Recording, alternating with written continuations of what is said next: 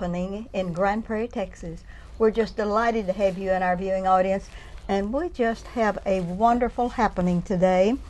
I'd like to tell you that we have one more grand review of the 2011 year in Grand Prairie, Texas. And we have the two grand kings of Grand Prairie, Texas. One, of course, is our Honorable Mayor Charles England. He is the honorable one. And we also have our city manager, Mr. Tom Hart, and he is our ambitious one. And I knew that you would be so glad to have them come and make a report to all of the citizens of Grand Prairie that take a real love for watching Channel 16 and It's Happening in Grand Prairie. Now, both of them are grandfathers. Look them over because they're really, really special. And our Honorable Mayor has Janice England, the precious First Lady of Grand Prairie, Texas. And we have the grandfather that is the first mate, and his first mate is just wonderful because she has really put him through the paces this year with their granddaughter and visiting and all of the things that they do. And we call her the battleship in war. And what a dream team we have today. And we know that you're going to really enjoy their presentation to you. And Honorable Mayor, welcome to the set. Thank you, Ruthie. It's good to be back. Yes, it is. And Your Majesty, we're just glad to have you here also. Always a pleasure. Yes. Always a pleasure. Always sitting afar because you know who our Prime Minister is in this town. And so with the Prime Minister Deluxe, Mayor, we would like for you to just open up and tell us anything you want to about what this year has meant to you and some of the things that have made it so exciting for you. I'm going to make a list of these and checking it twice so that we won't get mixed up on our review today. Well, thank you, Ruthie. First, let me say how brave you are to have Tom and I on at the same time. You know, that's kind of a dangerous combination, but it's always good to be here to kind of tell about the previous year. This year, yes. This year's been a very challenging year for us, for not only for our city but for our state and our country. And we're very fortunate that we have survived it better than most. But it's been a very challenging year for us yes. Financially, with the economy like it is. But I'm proud to say we came through it with flying colors. When you've got a great staff like we do that knows how to manage the money and brought us through this recession, I guess you want to call it. I don't like that word, but we all know it's been a tough year. But I'm really proud that Grand Prairie survived it well, and things are good. The state of the city is in good shape, and I'm looking forward to this next year. How about your favorite thing that has happened this year that you really have worked the hardest on? And I'd like for you to have your number one topic and tell us the story of why. Excuse me, Ruthie. A lot of important things happened this year, but I would have to put at the top of my list this year, I believe, is getting the construction. We're underway on the building of the Parkland clinic here in Grand Prairie. We've needed for so many years, and we've done a great job of transporting the people less fortunate back and forth to Parkland on a daily basis. But now that we're going to have a clinic here in Grand Prairie to serve the needs of the people that need that service, I'm so proud that Parkland has decided to join with the city, and it's being built at the side of the old police station, as you know, and yes. We furnished the land, and Parkland is building the facility, and it'll be finished. It's really it's out of the ground now, and very, very proud that we're going to have that in our city. Yes. And Parkland, we have for many years sent many people over to the Parkland facility that is the original there. Do you think the people are going to know that they're getting the same kind of good care as they had at the main station when they open this one? Oh, I think so. I mean, Parkland, they get some of the top residents and physicians in the whole country are at that facility, and I know they'll send. They don't have any.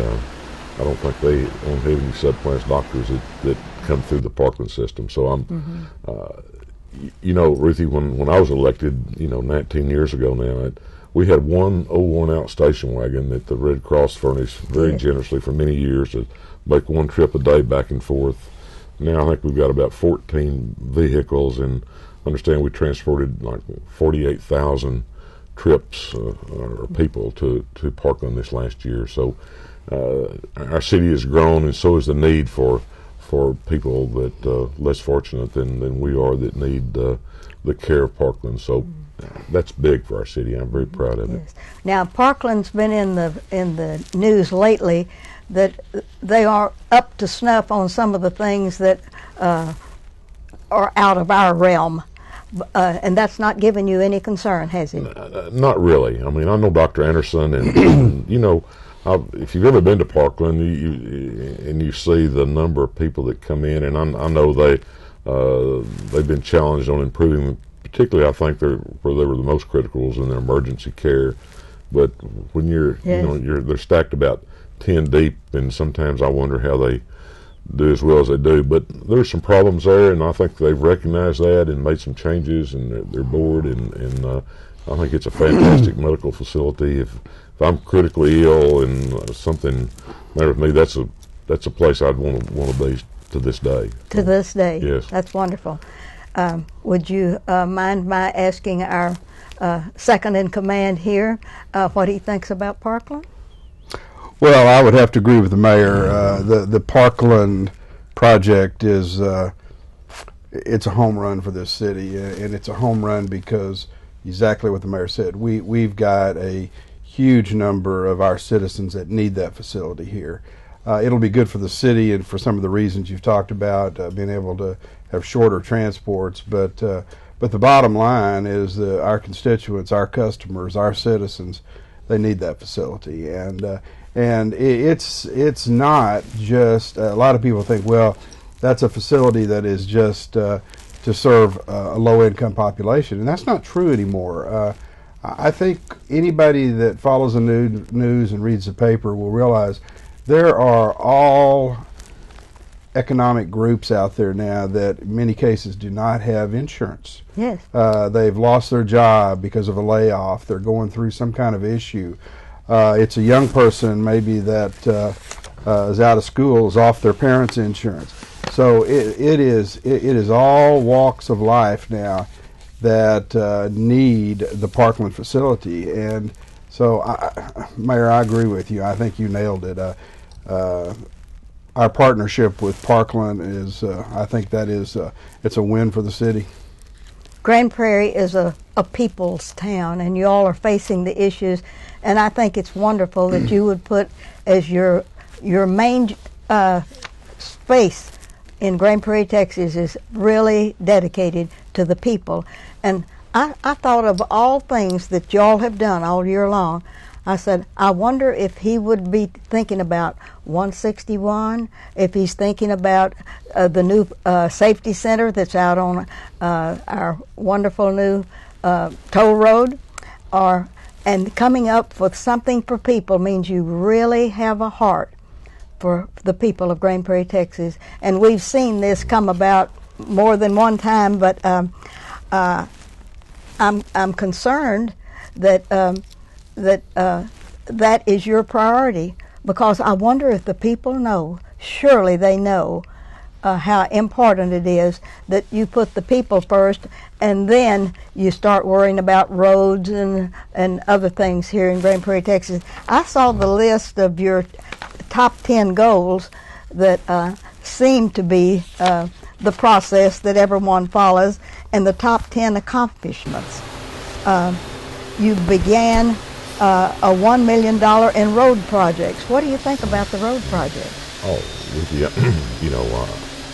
every place you go, on the north side, south side, there's new roads under construction. And when you had the kind of growth we've had and enjoyed the last 15 or 20 years with transportation and getting across the city and through the city is so important, and it's inconvenient. 161 is, gosh, I'm amazed every day at how much progress they make, and that's going to be such an asset. Yes, it for is. the north-south traffic, and now we're building a connector between Lake Ridge Parkway and 360 is going to be very important. The Barden Road extension, every straightening out Camp Wisdom. Camp Wisdom Road. The crooked. There's so many important projects going on now. The widening of Lake Ridge Parkway from the bridge all the way down to 161, and the extension to tie Lake Ridge into 161 and I-20 is going to be really, really important to the growth of the city and to the moving the traffic. So those are important, and it's been fun watching them coming out of the, build those roads. I know everybody's ready for them to be finished, and I am too. And maybe this next year we'll see some of those roads. I know 161 will be completed, and that's going to be so big for the city. And there's a lot of there's so much going on. I mean, the new mall is out of the ground, and it's looking great. That's going to be we'll be able to enjoy that for shopping for Christmas in 2012. Should be finished in the fall. It's going to be a great asset for our sales tax and for shopping, and bring people from all over the Metroplex. Well, it's location right at 161, and it's going to open about the time 161 is complete. So we'll have people from the north and the south and the east and the west coming to Grand Prairie just for that mall. So we're excited about that. Mr. Hart, Yes. did you by any chance feel very insecure when this new mall that's coming in out there, when the economy got so bad? Did you think we were going to make a losing call on that? Or what I'd just like your opinion of what happened to you during the time when the economy was so low and we didn't know whether we're going to have the mall or not. Well, that's a great question, but it's kind of ironic because really while we were in some of the lowest part of our economic times was when the mall kind of came back to life. And I think the developers of the mall realized that we're in a cycle, that we were going to come out of it. Yes. And Grand Prairie is very fortunate to have a prime location in the Dallas-Fort Worth area and in the state of Texas and in the country. A outlet mall is from what I've been told, it is a shopping destination that has a fairly large draw. Mm-hmm. And I think they recognize that our site was good. The reports we're getting is that they are 90% leased, which I don't think is totally the way every project's done. A lot of times you build these after you get a certain amount leased. So I think the retailers are seeing a good site there. The other reason I was never concerned about as far as how it would operate is, and I have to disagree with the mayor on one issue, and he talked about how good the location of the mall was. Well, the reason I have to disagree with him because it's too close to my house. And because of that, I knew it would never have any problem. I can remember going home and telling Susan that the mall was going to be a reality. And you look at all the wonderful projects we built around town, and she looked at me and she said, "Finally, you've done something great for the city." Yeah. The mall. Yeah. Uh-huh. So, Mayor, this is not a good location for me personally. Do you understand? Right. And quite frankly, it's fairly close to your home too. So, When 161 is complete, it'll be too close. too close. But, that's exactly right. So, I think we're going to have a very, very successful project there, and those are so critical to running the city. We need sales tax generators like that to help fund the street maintenance and put police officers and firefighters on the street. So we're very thankful to have that project. Does that mean economic development is still alive and well in Grand Prairie, Texas? I think it's extremely alive and well. Our economic development department does a economic report now that they generate every quarter, and we're seeing, based on the reports we're looking at, it looks like we have hopefully seen the bottom. We're starting to see upticks in all the indicators. Our job creation is going up. Our unemployment's going down. We're seeing absorption of our industrial and commercial space. We're seeing new stuff being built. So I think economics are alive and well, very much so.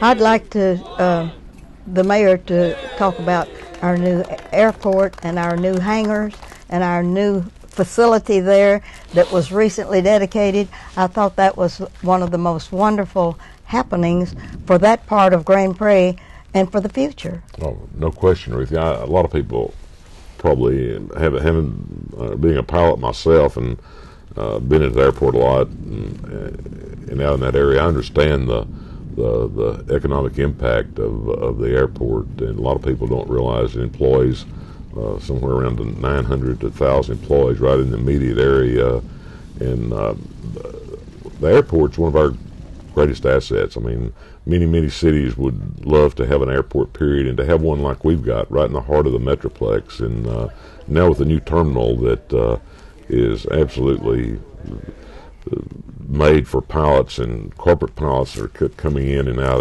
of the Metroplex. It's a great asset. We've got the helicopter flight. What is it? The Medicare, Medifine, whatever that's called. Care flight. Care flight. Thank you. Thank you, Ruthie. Care flight. I know that. Located on the property, and they've done some extensive remodeling. But the new terminal is going to bring a lot of corporate pilots to Grand Prairie. The word among pilots gets around fast.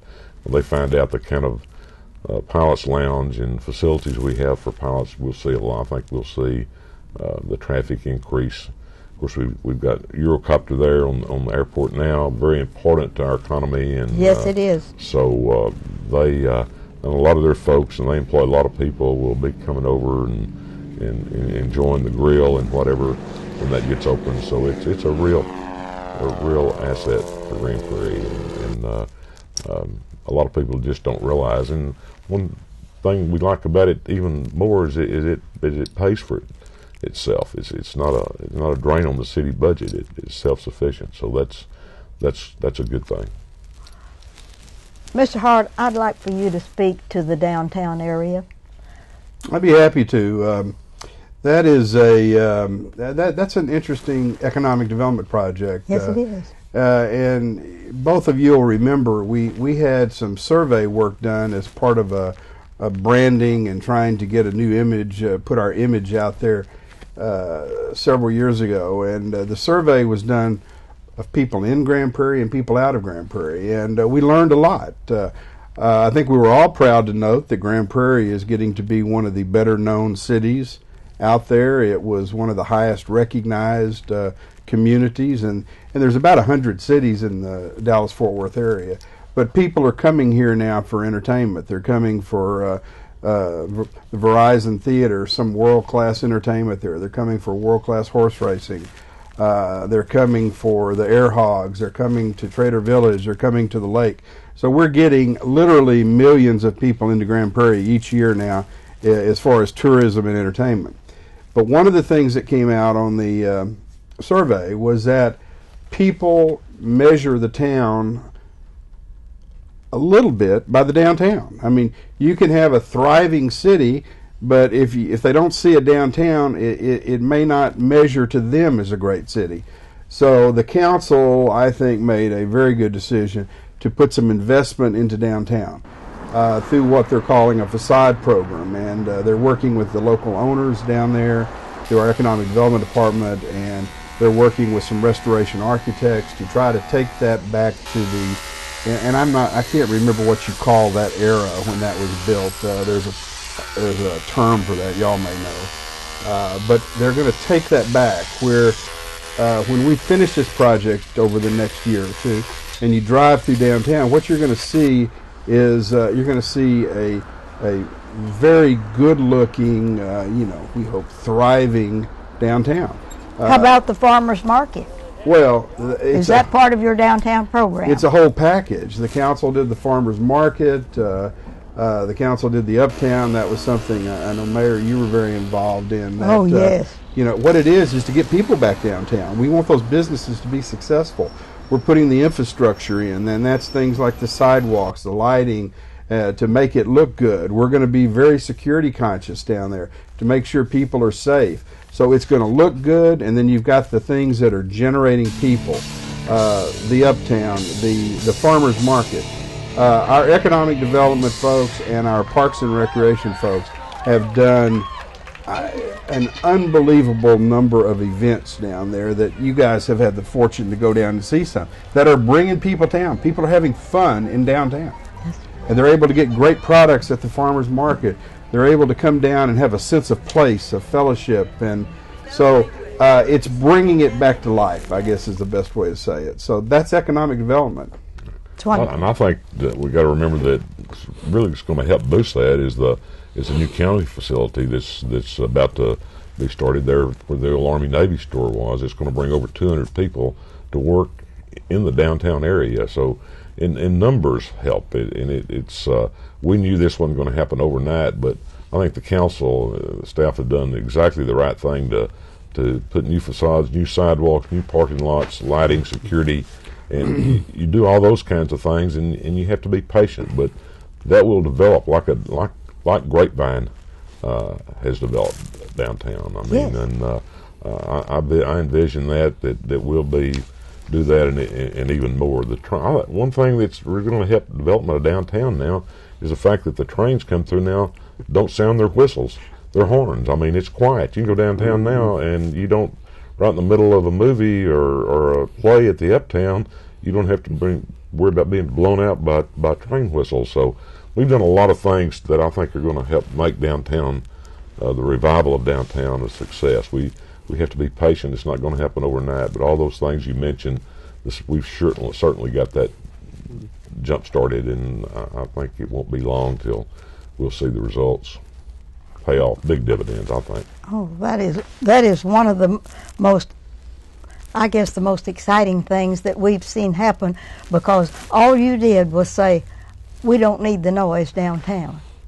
And before we knew it, they made all of these little new islands and all of these things and fixed it so people cannot crash the gates or do anything else. And that's because you cared about people. You cared about the noise that was annoying to the people, and especially the businesses that were downtown. For sure. I look at Kim Thorne, the beautiful new building that he built that yes. looks kind of a historic looking building that's added to downtown. So there's been a lot of people play a part in that, and I'm just excited about the future of downtown. It'll never be like it was when you and I were growing up, mm-hmm. Ruthie. There won't be a Woolsworth, there won't be a J.C. Penney's, and there won't be a grocery store, supermarket down. Well, it wasn't a supermarket, Sergeant's grocery store. But those kind of things probably won't be there, but it'll be developed in a way that's really special for a revived downtown area. I'm excited about it. We've used up 25 minutes, and we're in a little bit of bad trouble because I want somebody to talk about, we have a new police chief. Wow. Both of y'all, I need to have some input on that. 1 minute or two each. Well, Ruthie, I like to take credit for everything good that's happened in Grand Prairie. I know but I got to tell you that Tom found Steve. Oh, he did. And you're going to give him credit for that. He made a good find. I couldn't be more pleased with Chief Dye. He's a great guy, really a lot of energy, and I can already bringing new things to Grand Prairie. Yes, he's a good one. Proud of him. You want to comment on that? Well, yes, absolutely. We had our long-term chief retired, great guy, Glenn Hill, and we started a search. Did not know Steve Dye, but I started hearing about him, and everything I heard was absolutely true. And we're excited about the programs. He's very crime reduction oriented. He's very mission focused. One of the programs council just approved that the citizens are going to be seeing is we're going to let our patrol officers that live in the town take a squad car home. We think it's going to be a great way to work smarter, have more cars out that people will see. They'll be in the neighborhoods. So, yeah, I think we've got a good leader that is going to take us down the road. So we're very pleased to have him. I want to thank both of you gentlemen, and I would like your permission. Y'all provided us with a list of your goals and your accomplishments.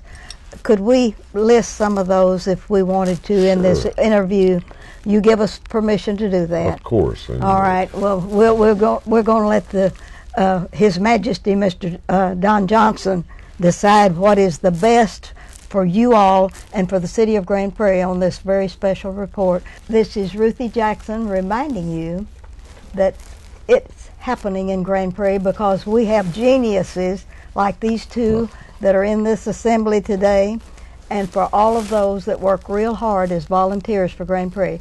Thank you for making Grand Prairie wonderful and even more grand than it was last year, and hopefully better next year. And thank you for watching our show.